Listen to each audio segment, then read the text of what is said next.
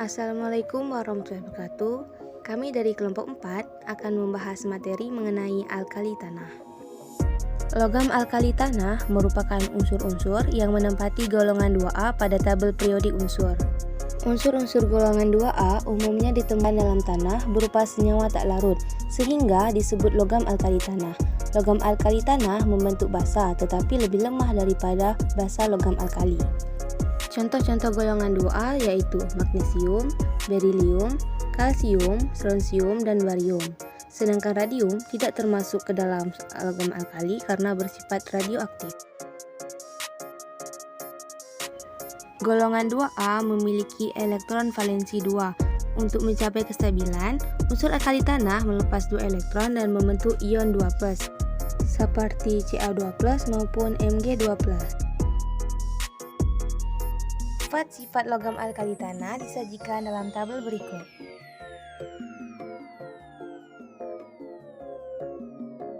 Titik cair dan titik didih cenderung menurun dari atas ke bawah.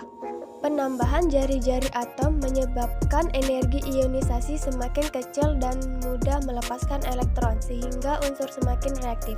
Bereaksi dengan non-logam cenderung membentuk senyawa ionik kecuali berilium atau Be. Merupakan reduktor kuat tetapi lebih kuat golongan 1A. Reaktif tetapi golongan 1A lebih reaktif. Ikatan logam 2A lebih kuat daripada logam 1A. Membentuk basa tetapi lebih lemah dari basa logam alkali. Jika dilakukan uji nyala, logam-logam alkali tanah akan memberikan warna nyala yang berbeda-beda seperti berilium berwarna putih, magnesium berwarna putih cerah, kalsium berwarna merah oranye, strontium berwarna merah, dan barium berwarna hijau. Berilium dan magnesium tidak menghasilkan warna nyala yang spesifik terlihat oleh mata kita, karena nyala ini dikarenakan adanya perbedaan energi pada subkulit S dan subkulit P. Jika ion logam dikenai oleh api, maka ia akan mendapatkan energi sehingga dapat berpindah atau tereksitasi dari subkulit yang lebih rendah ke yang lebih tinggi. Dan elektron yang tereksitasi ke tingkat energi yang lebih tinggi cenderung tidak stabil, sehingga mengakibatkan elektron akan kembali jatuh pada tingkat energi semula atau keadaan dasar. Perpindahan ini akan melepaskan sejumlah energi yang dapat dilihat sebagai cahaya dengan warna yang tertentu. Pembuatan logam alkali tanah. Kecuali magnesium, logam alkali tanah dibuat dengan mendekati garam fluosidanya menggunakan logam-logam yang lebih aktif. Magnesium dibuat dari proses elektrolisis lelehan magnesium klorida atau MgCl2 yang dibuat dengan proses Down. Reaksi-reaksi logam alkali tanah. Yang pertama, reaksi dengan air. Logam alkali tanah bereaksi dengan air membentuk hidroksidanya.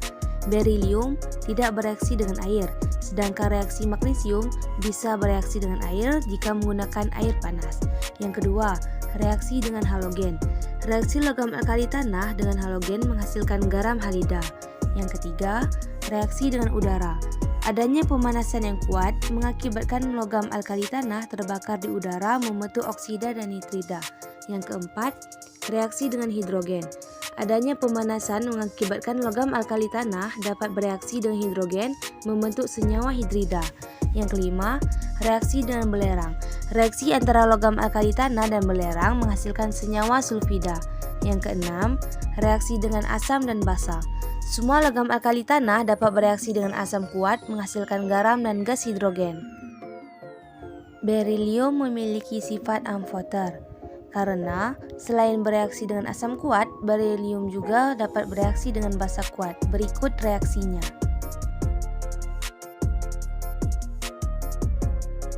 Selain beberapa reaksi tersebut, senyawa karbonat logam alkali tanah dapat mengalami dekomposisi oleh panas. Reaksinya sebagai berikut.